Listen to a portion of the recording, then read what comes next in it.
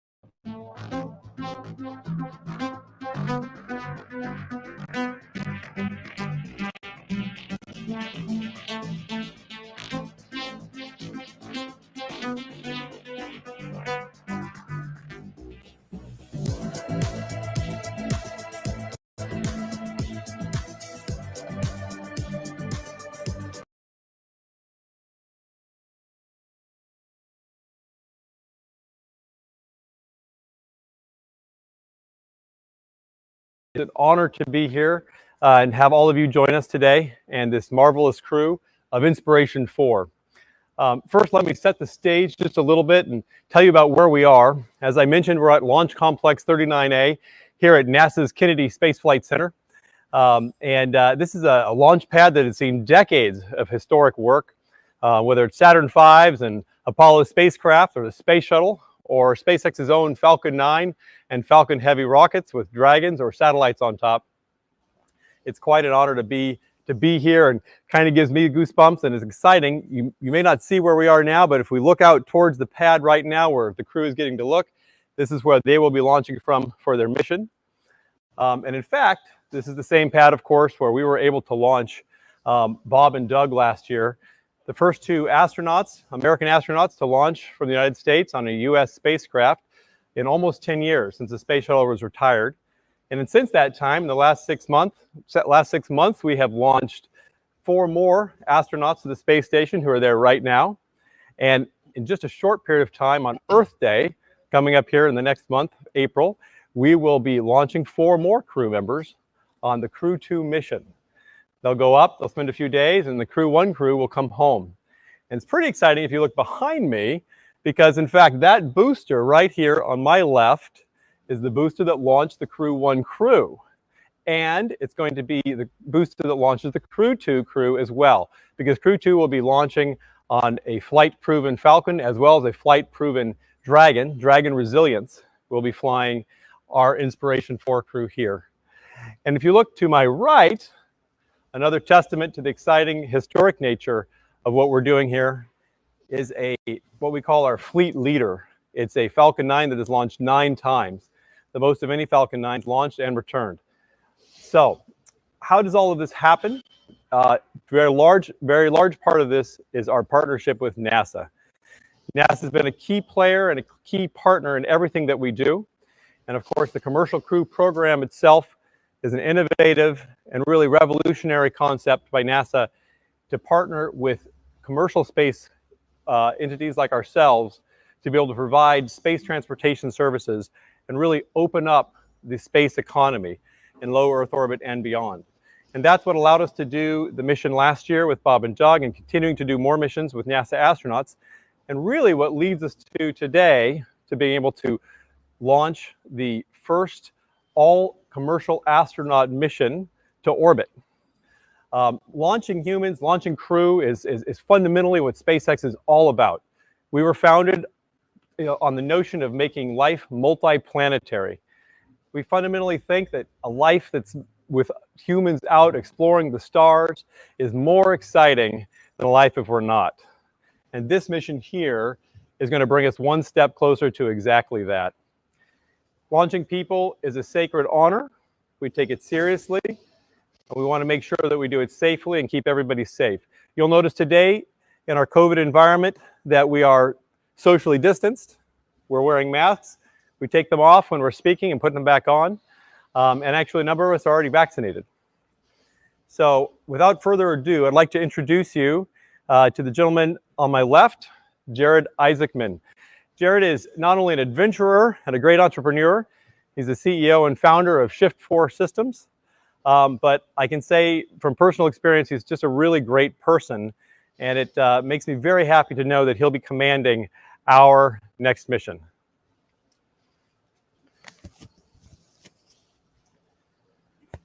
Thanks so much, Benji. Look, I just want to echo your comments on how much appreciation we have for NASA, but also to the visionaries and the innovators at SpaceX who've made this moment possible. Thank you for that. It's really an honor and a lifelong dream to be here, at the epicenter of really awe-inspiring history. Kennedy Space Center and Cape Canaveral Space Force Station are home to the birthplace of human spaceflight, with programs like Mercury and Gemini, missions, like Pioneer and Voyager and Hubble and New Horizon were all launched from here and have helped us understand really how little we know about the worlds beyond our own. Launch Complex 39A specifically is really hallowed ground, and it's produced historic achievements under, iconic program names like Apollo and Skylab and Space Shuttle. And there are many heroes that have made these history-making programs possible, not just, the astronauts, but the scientists, the engineers, the researchers, and the countless other visionaries.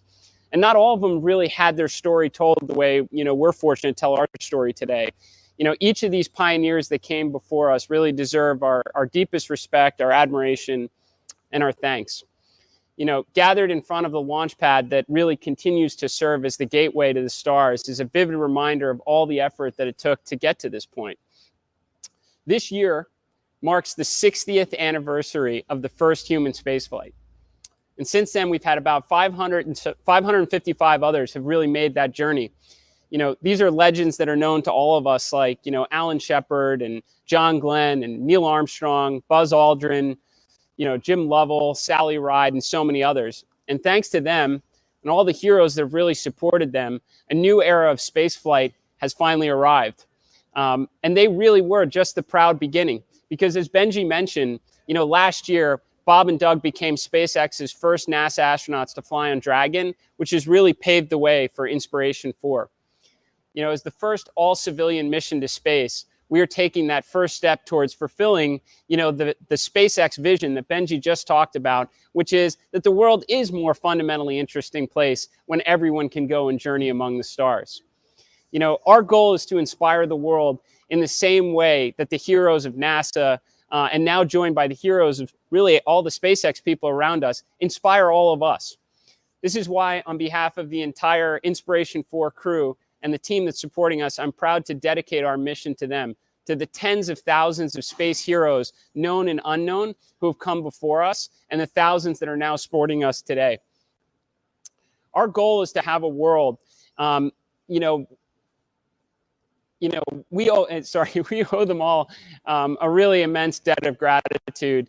Inspiration4 will never really forget that we truly stand on the shoulders of giants, and we're deeply grateful. You know, from the beginning, Inspiration4 is set out to inspire the world as to what is possible in space, but also what we can accomplish here on Earth. You know, we set out to achieve that through the crew selection process and how they will all represent our mission pillars, but also through a cause that I know we all feel really deeply passionate about in defeating childhood cancer and the organization that we're supporting in that effort, which is St. Jude Children's Research Hospital. I want to take a moment to thank all the scientists, the researchers, the healthcare providers, and all those that support them. You're truly in the fight every day, the same as the families who are going through these hardships. You also have our deepest respect, appreciation, and unwavering support as you work towards achieving such an important goal.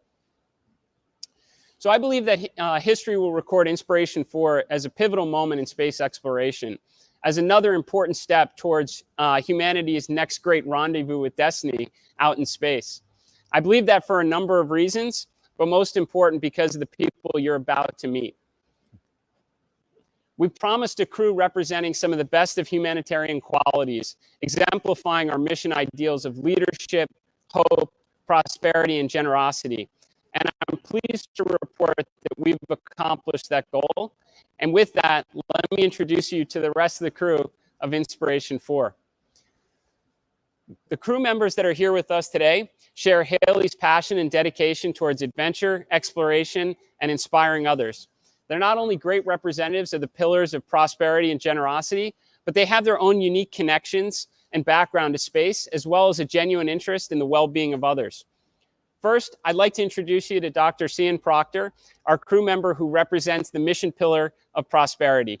Dr. Proctor grew up with a front row seat to space as her father worked as a NASA contractor.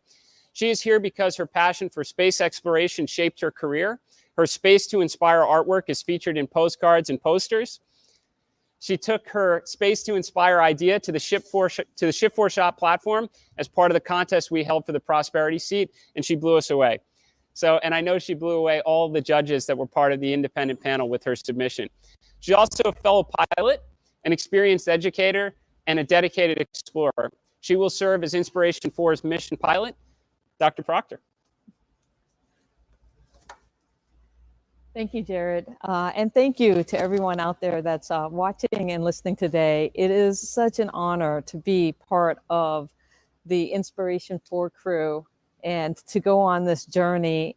And I like to think that space has been in my DNA. I was born on Guam. And the reason why is because my father worked at the NASA tracking station during the Apollo missions. And I grew up with all of this space memorabilia, such as Neil Armstrong's autograph to my father, thanking him for all his help for Apollo 11.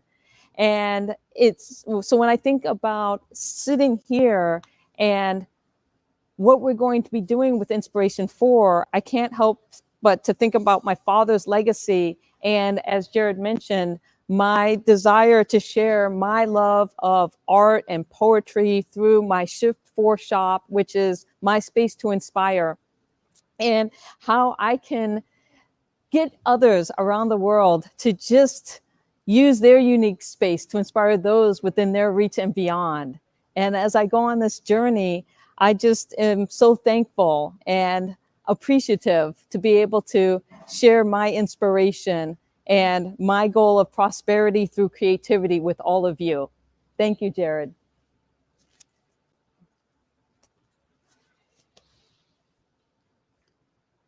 Thank you, Sian. I'm also pleased to announce Chris Sembroski, who will represent the mission pillar of generosity. Chris is here because he donated to the St. Jude Children's Research Hospital sweepstakes and was selected from almost 72,000 entries submitted during the month of February. I'm proud to share that over the past 2 months, we've helped drive a significant amount of donation to St. Jude Children's Research Hospital to accelerate the research and maybe someday end childhood cancer here. And this fundraising effort is really far from over. We'll be continuing throughout the year. Chris works in the aerospace industry and is actually a veteran of the U.S. Air Force. He will serve as our mission specialist while helping to encourage others to support the St. Jude fundraising goals of our mission. Chris? Thanks, Jared. Good morning, everyone. It's truly an honor, and it's exciting to be here, sitting here in the view of Pad 39A, and to be a part of this Inspiration4 crew. And as Jared mentioned, I work in the aerospace industry, but I've been tackling problems here on Earth and helping find answers inside of data that no one had the answers to yet. So I've been taking on challenges for a long time, and I've been inspired to pursue those passions from a young age, from launching rockets with my dad in elementary school to having late night astronomy sessions on the rooftop of my high school. That drive to be a part of space and rocketry has always been there. And I was a space camp counselor here in Titusville, and I was actually able to help tour my campers around facilities around this complex here at Kennedy Space Center in an effort to inspire them and to pursue their passions in science and technology, using space as that driving force behind that. And now it's an incredible opportunity that I have to take that message to a wider audience, to inspire more people to share their talents and gifts with the world and show kindness to one another and be generous with each other. And as I go up into space, that's the message I hope to bring back. And I really hope that once I'm up there and supporting our crew as a mission specialist, that I am able to experience what it's like to look back down at Earth and see our beautiful blue ball sitting there with no lines, no walls, and realize what incredible opportunities we have if we just continue to show kindness to one another and reach out and be generous with our talents. And I am extremely excited to be part of the Inspiration4 crew. And Jared, thank you again for this incredible opportunity.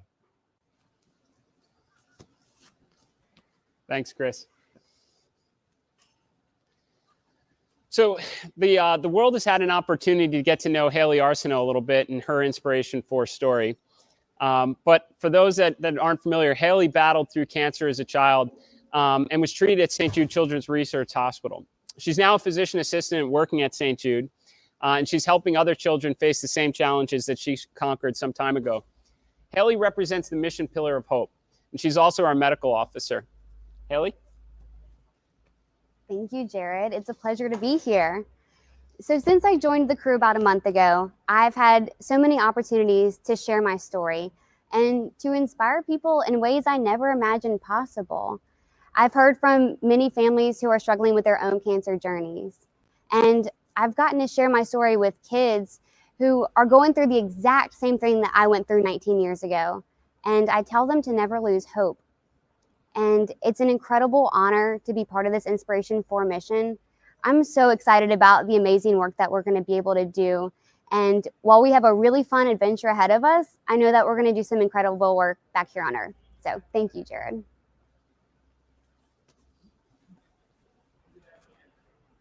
Thanks, Hayley.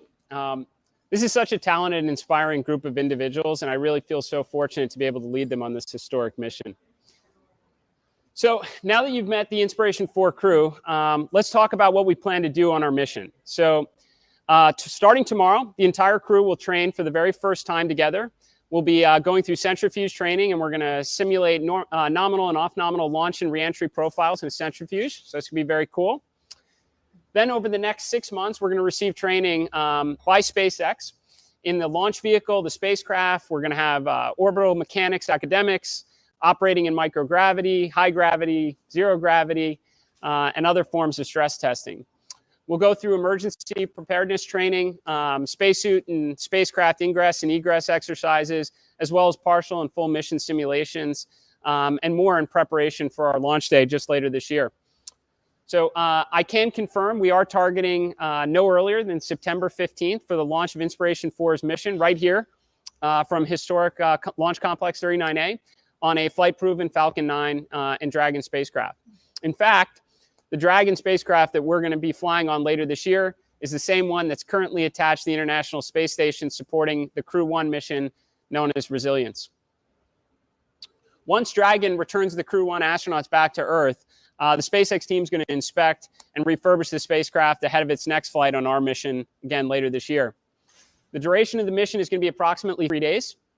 And we're targeting an apogee of approximately 540 kilometers, which is flying really further than any human space mission since the last servicing of the Hubble. SpaceX is also developing something new in good SpaceX form to impress us all, which is a new glass window, similar to the cupola that's on the International Space Station, in place of the forward hatch and docking adapter, since our mission will not be docking at the International Space Station. And I think some of you will be able to see a rendering of this engineering marvel probably on your screens right now. So the orbital altitude that we're going to reach of north of 540 kilometers is actually symbolic, especially when you think about all of the missions that are going to follow ours, including the return to the moon and then on to Mars. Additionally, we have reached out to a number of organizations to identify scientific research and other payload opportunities that our crew can support while we're on orbit. And I look forward to sharing some of those details with you a little bit later on. And with that, I'd like to hand it back over to Benji at SpaceX for some Q&A. Absolutely. Wonderful to have you all here. It is an inspiration. We're going to use that word a lot on this mission. And it is. It's just awesome to see you all here. And as I mentioned before, just knowing Jared, he's a great person. And I can see that the team that we have here is a group of great people. So without further ado, let's open it up for Q&A. If you'd like to ask a question, please press star, then the number 1 on your telephone keypad. We will pause for just a moment to compile the Q&A roster. Your first question comes from the line of Jeff Fest from Space News. Your line is open. Hey, good morning, everybody. I wanted to ask either Jared or Benji a little bit more details on why you chose this specific mission profile, this altitude, the 3-day duration, and also the September 15th date, how that factored into all the planning for this mission. Thanks. So I'm sure both Benji and I can contribute to the question, because it was a super collaborative effort, between SpaceX and Inspiration4. I think the idea of keeping a 51.6 degree inclination is to preserve all of the abort and recovery options that already that infrastructure that already exists to support other International Space Station missions. I think the 3-day duration is a good balance between the capabilities of the Dragon spacecraft and just how much time you want to spend in a pretty relatively small space for a couple days together.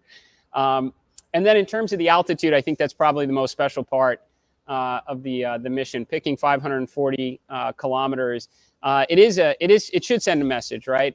It should say that we've been executing really well on International Space Station missions for some time now, but we're ready to go back. We're ready to go back to the moon, and we're ready to go beyond the moon to Mars. So I think kind of extending out a little bit farther than where we've been for some time right now is a good step in the right direction. I'll add to that just for a moment. One part of Jeff's question there was the date, and I think it's important to note that one of our primary needs and goals is to service the space station, ensure that there is a constant crew up there doing all the great science that they do. So our next launch coming up, and a mission that in my mind we're already in, is Crew 2 mission, and of course Crew 1 mission is there. And following right on the heels, coming up in the fall, will be the Crew 3 mission. So as we look at that as being our priority that we need to set, we work closely with Jared to talk about dates and readiness for this crew. This crew, we believe the training will be able to be ready by September, as well as the Dragon that will be returning home from Crew 1. The refurbishment of that Dragon will be ready in time. So it works out very well with our manifest. And it's an exciting thing too, right? Because we're starting to move into that era of human space flight where we need to balance our commercial and our government manifest, just like we do with satellite missions. And as we've done before with cargo missions to the space station on Dragon, now we have commercial missions to start balancing in that as well.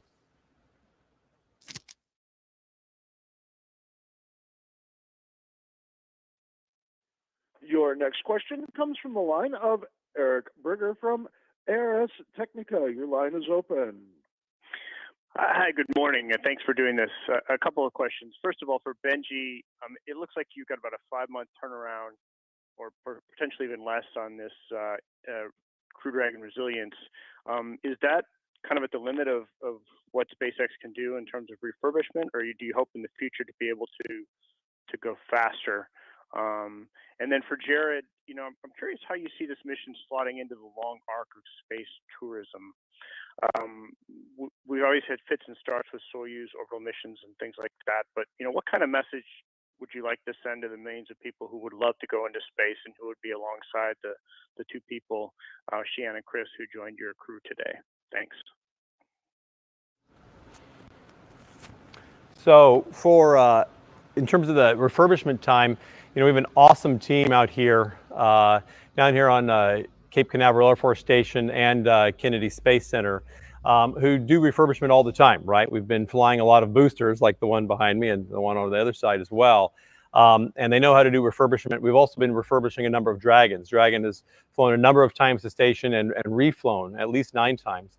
And so we understand that, and we've been working on, the development even of Dragon 2, which is the crew and new cargo variant, was designed from the beginning for rapid reflight. So we feel very good about the time frame that we're working in.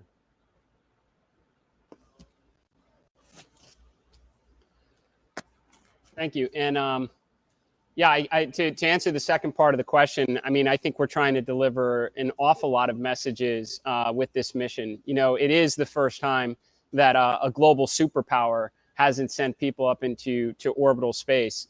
And I think that should send a message of all the things to come, right? We know someday in the future, 50, 100 years from now, you're going to have a lunar base at some point. You're going to probably have some sort of a Martian colony, but you have to start somewhere. And I think when, this mission, is complete, people are going to look at it and say it was the first time, every day people could go to space. And that's important, right? Because when you think about it, you do have a better chance of getting struck by lightning than becoming a NASA astronaut. And this has to eventually open up to more people. I think, it'll come away with a number of other firsts. You're going to have, the youngest American going to space. You're going to have, the first astronaut, with a prosthesis going to space, which should pose the question after this mission of what else can we do? How else can we further open up space for more people that it wasn't previously accessible to? And I think you're going to have a heck of a fundraising effort that's going to raise an awful lot of money to accomplish an awful lot of good here on Earth. So we earn the right to go out and explore among the stars. And that should be a model, I think, for other great, endeavors in the future as well. So I hope that we're going to be able to take a lot of things away from this mission.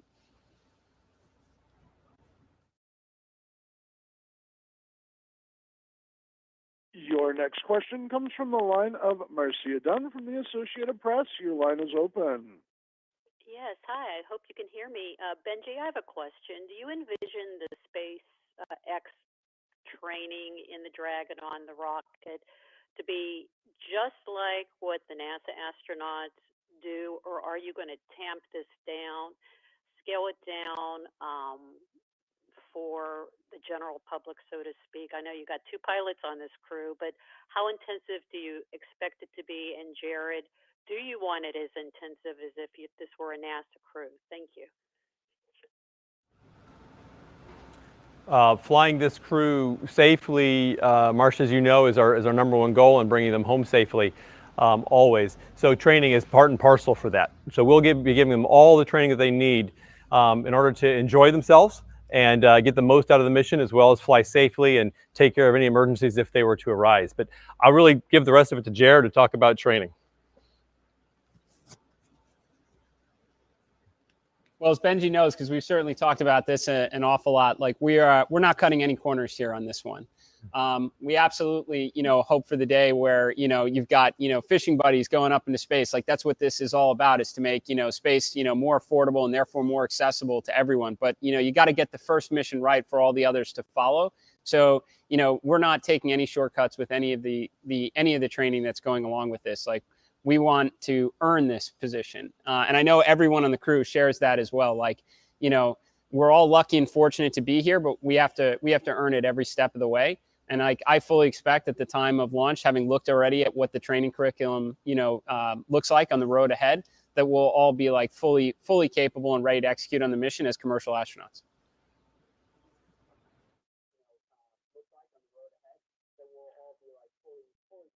Your next question comes from the line of Irene Klutz from Aviation Week. Your line is open. Thank you. Good morning and congratulations. Two questions for Benji. Will the installation of the glass window in place of the forward hatch and docking adapter require any permissions or any oversight by NASA? And for Jared, how far down in the vetting process did you need to go to come up with your crew? Were these was everybody the first one picked, or were there some people that for one reason or another were not able to be selected? Thanks. All right. In terms of the cupola, first of all, it's just awesome. It's the coolest thing ever. And there's a lot of neat firsts about this mission. I mean, above all, and as Jared keeps saying, and I think it's incredibly important to recognize, is that these are everyday people that get to go to space. And that gives me goosebumps even right now talking about it. But then the fact that we can give everyday people the coolest window that's ever flown, that's awesome. So, and in terms of, in terms of the engineering and the safety, absolutely utmost. We've done all the engineering work. We're continuing to go through all the analysis and testing and qualification to ensure everything's safe, and that it doesn't preclude any use of this spacecraft for other missions. And NASA has deep insight to everything we do for crew missions, from our factory through our launch vehicle, the Falcon, all the way through Dragon, all of our operations, everything we do, NASA has deep insight and they're great partners. And they have fleet-wide insight too, which means they get to see what we're doing and how we're analyzing this cool window. So we'll make sure they're part of the plan and go from there. Yeah, and really good question about the crew selection process. So right from the start, I intentionally made sure I was very distanced from that process. That's why we had a third-party administrator who handles sweepstakes to specifically oversee the generosity crew member selection process, and why we had 4 independent judges handle the prosperity crew selection process. What I do know is that you had a lot of good third parties and independent, people involved in the process who followed the rules and ultimately delivered us like the best crew I could possibly ask for Inspiration4.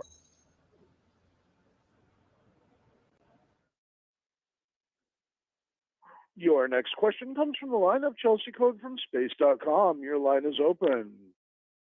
Hi, thanks so much. Chelsea Code, space.com. My question is for Dr. Proctor. I'm curious, as a multiple times over analog astronaut, how that experience has prepared you for this mission, and also as a scientist, but also as an artist, what you hope to bring back to Earth after completing this mission. Great questions, Chelsea.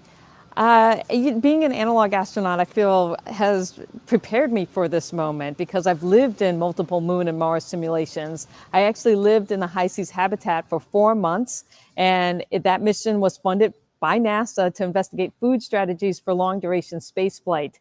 And so when it comes to crew cohesion and crew conflict and how to use your strengths to get past those things, I have a lot of experience with that.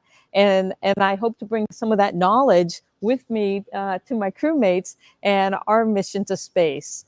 And as a scientist turned artist, I feel like I'm in the perfect position to meld both of those two things together and just share this message of hope and inspiration to the world. I can't think of anything better, like Chris said, being up in the Dragon capsule and with the cupola and looking back at Earth and being able to see all the geologic features and being able to describe what I'm seeing, the landforms and the ocean and our thin atmosphere, and thinking about the overview effect and just all of those things coming together, and then wrapping not only my scientific knowledge, but also this art and this poetry and this way of sending this message of hope and inspiration to everyone. And so that's one of my goals, is to use my space to inspire those within my reach and beyond.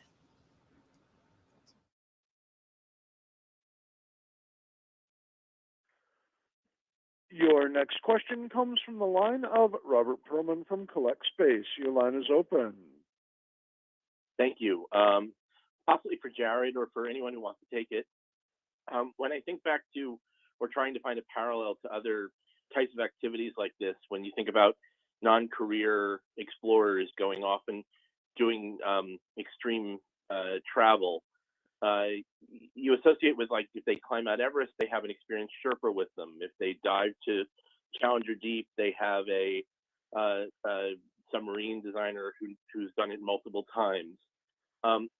If there was a fifth seat, would you want an experienced astronaut on board as your guide? And without that, do you want to have, or have you appointed a former astronaut or even current astronaut as your crew's mentor for preparing on the ground?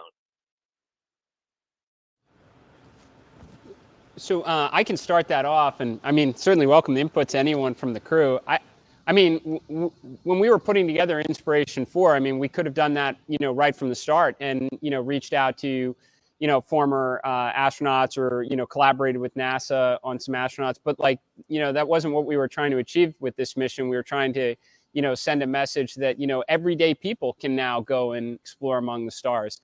But that doesn't mean we're going up unprepared. To your question, we've all now had the opportunity to speak to several current and former NASA astronauts, and those conversations don't end today.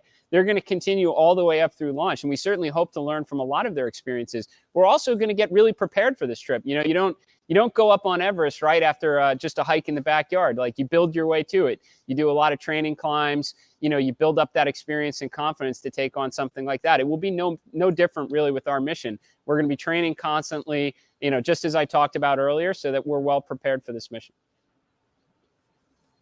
And I will add on to that I feel so fortunate that former NASA administrator and astronaut General Charlie Bolden was one of the people who endorsed my video on Twitter and has already reached out to congratulate me and to share his wisdom with us and the crew.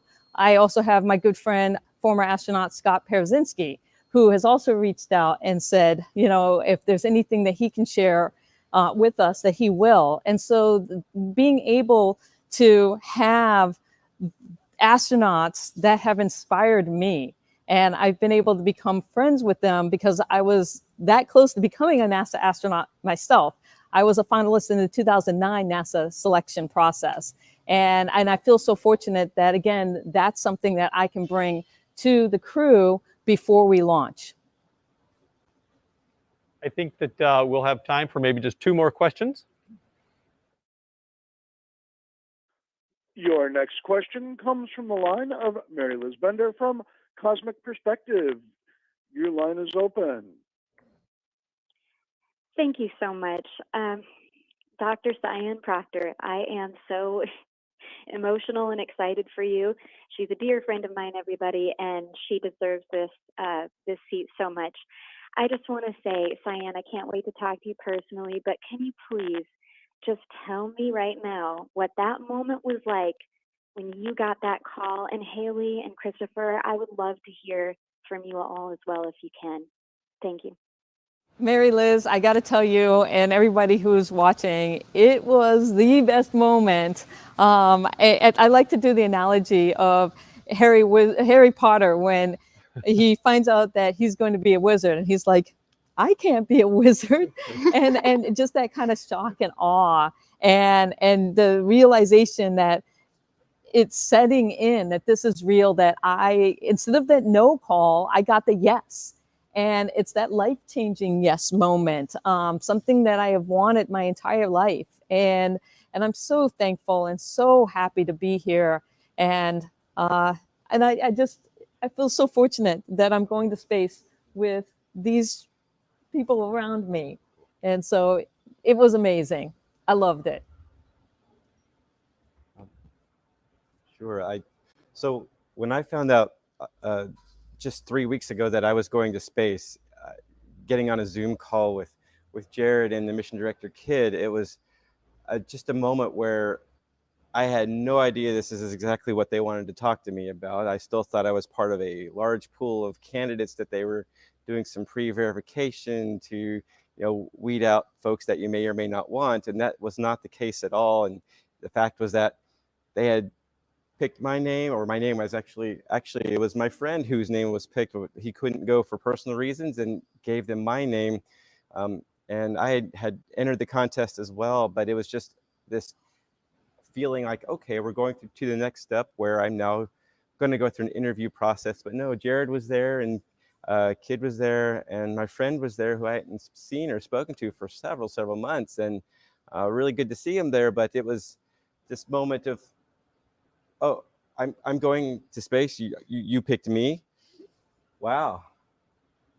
Cool. Wow. I mean, it was that moment of shock. You didn't have any great reaction from me there. They haven't seen me react until like a few days later when we started going through some initial training and taking tours at SpaceX. And now it's just all the emotion and excitement's coming out. You have those, intense moments where some of the things that you've only seen or on TV or from videos or from movies, to see behind the scenes, having those opportunities to see them in person, those were just some incredible, overwhelming moments that we've gotten to experience together over the last couple of days that really bring this all to life and makes it feel so real, and yet it's still so surreal. Having this opportunity with these guys to share that moment of inspiration with the world, to share that generosity that's been afforded to me and bring that message to everybody else, I really can't describe it any better than just wow. Mary Liz, thank you for the question. I think my perspective of finding out was a little bit different because I hadn't even heard of Inspiration4 at the time. It was when Inspiration4 was still a secret. And I work for St. Jude, and St. Jude said they had something to talk to me about. And they called me and they told me about Inspiration4 and how it was Jared's idea to use this first all-civilian mission to space for good and to benefit St. Jude Children's Research Hospital. And then they asked if I wanted to go with them. And immediately I said yes. And I remember getting off the phone and my hands were shaking. It was just so exhilarating. This is definitely not something I ever imagined would happen. But I think that's what it makes it so fun for me. And I'm incredibly fortunate to be part of this really great team.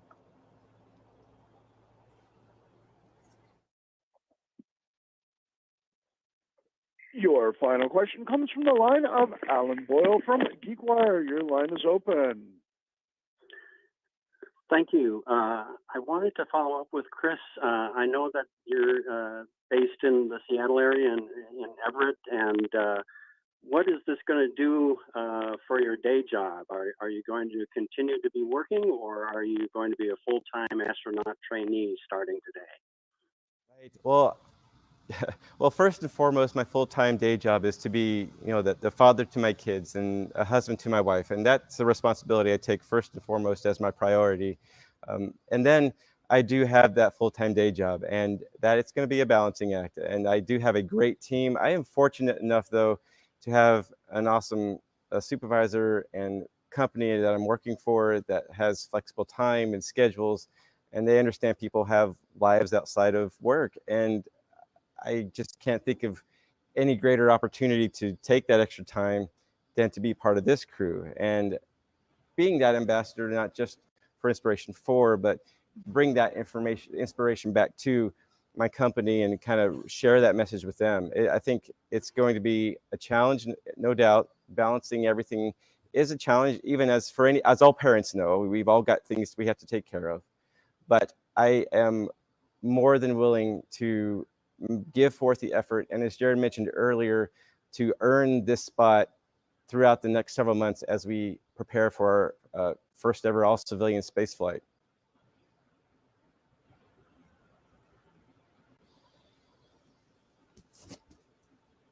Appreciate all the great questions, and I think just an opportunity to close out. I just want to express again, how fortunate I feel to have such an amazing crew. Kind of been saying it all along since we announced the Inspiration4 mission that, the stars have continued to align for us every step of the way and have continued to do so here with our crew.